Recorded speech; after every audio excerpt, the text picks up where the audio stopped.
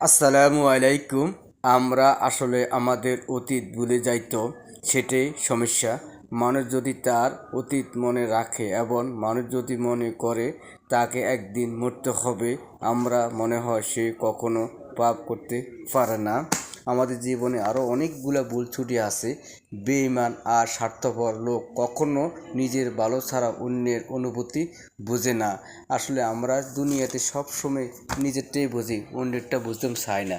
আমি যে জায়গায় বসে আছি এখন বন্ধুরা, সোসাইটি ভাঙতেছে, গড়তেছে, পৃথিবীতে এত জায়গা সম্পদ, একদিক করতেছে একদিক ভাঙতেছে, নদীর এই তো খেলা।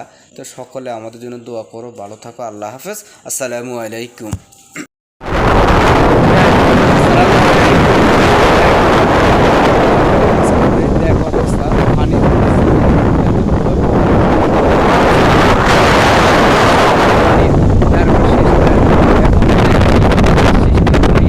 জায়গা সম্পদের অভাব নাই, চাইনা এলাকা দেখা